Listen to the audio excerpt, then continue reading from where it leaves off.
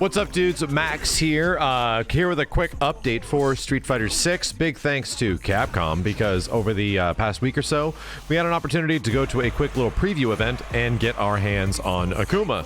This happens sometimes after the big Japanese preview event, so we had a little bit of an idea what you could sort of do with the character, but not a ton. And yes, we're here to just give some overall impressions on Akuma, how I'm feeling about him, and am I gonna probably be playing a lot of this character? I'm thinking so.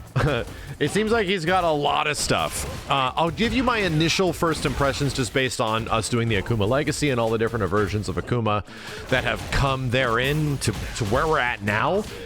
This version of Akuma feels like a proper evolution of Street Fighter V Akuma. You're going to start noticing a lot of stuff that version of Akuma sort of had in terms of like V-skills and execution and certain abilities that Akuma had.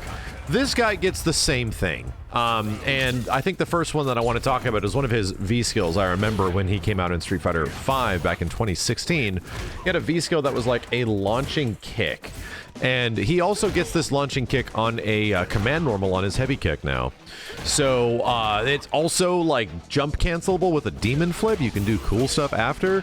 Demon flip gets a bunch of crazy EX stuff that you can do after. His EX moves seem very powerful in general. They do a lot of friggin' damage. Let's talk about other normals and special moves that he's got. Maybe let's get into specials. So Fireball, he does not have traditional red Fireball. You have to charge his regular Fireball to be 1 hit, 2 hits, or 3 hits. And you also get an EX Fireball, which does like a general launcher. Seems pretty good on block. Might be kind of similar to Ken's Fireball, but is also kind of like reuse, which launches the opponent. But seems like it gives pretty good plus frames. Outside of that, let's talk about, I think it's forward HK. I think it's actually a command normal, or it might just be his regular standing HK, which is his double toe tap, like his big double wind up, sort of like Jago roundhouse. And he started getting these back in Street Fighter 4. And he has it in this game now, but it's kind of interesting. It's super good if you block it. And it's honestly an incredible whiff punish tool. You can begin combos with this thing. You can also get attacks after. I think it links into a standing medium kick or standing medium punches for like target combo stuff. But man, the reach is ridiculous. However, it comes with a caveat. It is generally kind of weak. You can duck the second hit, and you can actively punish the second hit. It's a weird situation that isn't super traditional for Street Fighter, because if the second hit does land, you're mad plus. But if you duck the second attack, which you normally do in the majority of the time you play Street Fighter, it's a huge punish, dude. You get really messed up. So to me, it kind of reminds me of a Tekken kind of situation where if you duck certain high attacks, right, you can get massive punishes. It's sort of like that. It's a very interesting move. I don't remember a lot of stuff like this in Street Fighter, so this is an interesting sort of take on what this can be. But that move's very good. It's a big foundation and basis for a lot of his combos and how he works. So I like it a lot. He's got some good poking normals. He's got like forward medium kick, which is a command normal, has really good range, but you cannot special cancel it. But it's quite good. I think you can also, drive rush into it and all that kind of stuff. Also, Shoryu with like punches or kicks, I think the move has been changed now. I think it's like forward 2 kicks or maybe 3 kicks. And you get his effective teleport, like forward and backwards teleport. It isn't inherently amazing by itself, but now it leads into a command grab. So I think if you did like teleport with either buttons, I think it was grab, he does a straight up command grab out of teleport now, which is quite effective and seemed like it does pretty decent damage. It's just another element of Akuma's mix that has not really been present before. A lot of people are going to try to jump this as you teleport through, and then you just finish the teleport and then go for an anti-air combo. Oh, speaking of anti-air combos, damn, I hope I get footage of this somewhere in this entire thing. Akuma's got a pretty cool anti-air combo in general, and this sort of reminds me of some stuff he had in Street Fighter V, but you can, I think it's back heavy kick, which is that big launching V skill he had in SF5. You can do back heavy kick into demon flip to get proper follow-ups and stuff like that. Obviously works way better in the corner.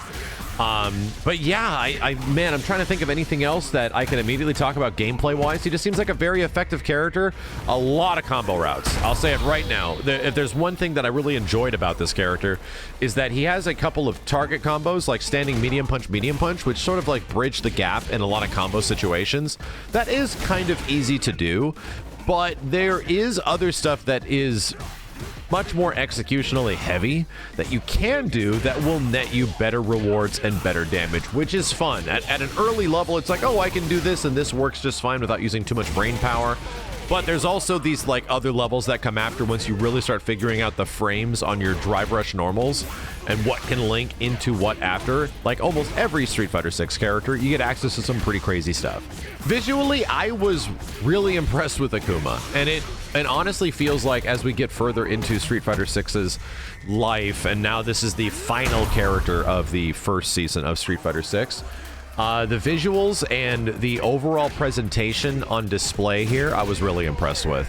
And I think Akuma just looks ridiculously cool, but he looks like withered and aged at the same time. Almost like the cost of the Satsui no Hada or whatever the hell the demon within him is almost having an effect on his body in some way. And you're seeing his mortal coil almost like wither away.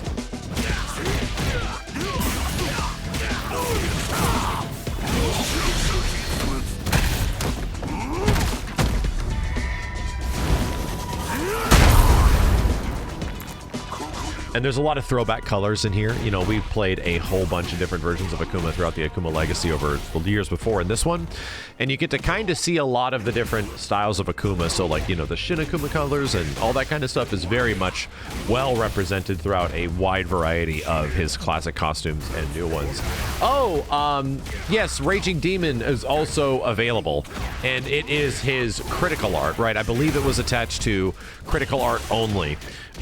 It is good. It's a nice, effective move. I don't think there was anything you can do for shortcut of inputs. There might be 5 inputs, but I'm sure people are going to find some stuff from before. The reason I say that is because Demon has had some shortcut inputs in like Street Fighter 4 where you can condense it down to 3 inputs to make it a bit easier, and even Street Fighter 5 I think has some weird wonky stuff with how you can input the Demon.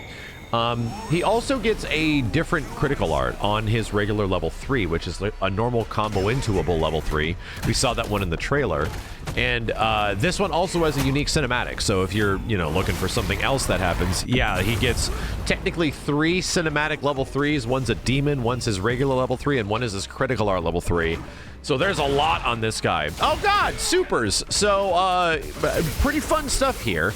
Super-wise, Akuma gets his regular, like, Metsu Hadouken. And it's just nice and effective, similar to Ryu's in a wide variety of ways. But the one that's really exciting is this crazy, like, palm strike move that sets up for a full corner bounce combo situation and is effectively like a massive combo extender, similar to what like Honda does in previous Street Fighters, where he like launches you across the entire stage. That's exactly what this does, and it is very effective, and it seems pretty good. I think Akuma's level 2 is going to be a widely used super for him, and it might set up for much more damage than just comboing into his basic level 3. I have a good idea just based on the utility of this that might end up being that way.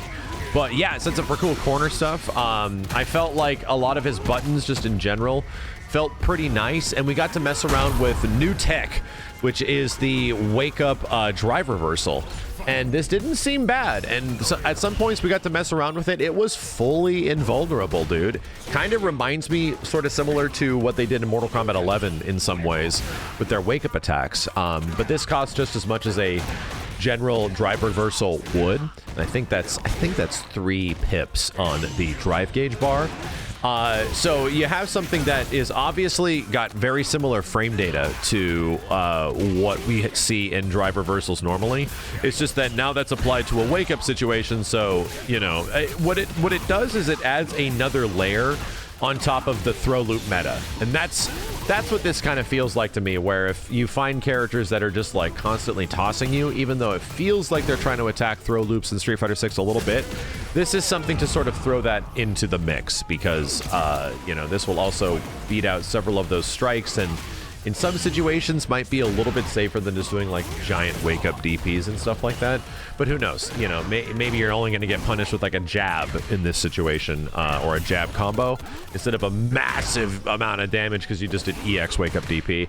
They're trying to shake things up, it feels, at least with this small change, and I do feel like this new mechanic is going to do pretty well for Street Fighter 6. Anyway, I'm super excited. I'm excited just to jump back into the game since Street Fighter 6 has been out. There's been an absolute metric shit ton of fighting games that have come out since then, and every single time I jump back into SF6, I'm glad to say that I had a really good time with it. And even the other times I've had with DLC characters, the game hasn't pretty much lost my interest. It's just that other stuff has been coming out.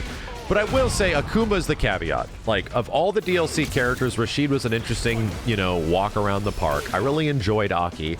Didn't get much time with Ed due to a bunch of other stuff, but none of these characters were the things that were going to bring the entire community back together to be like, whoa, massive celebration of Street Fighter because this game's cool, right?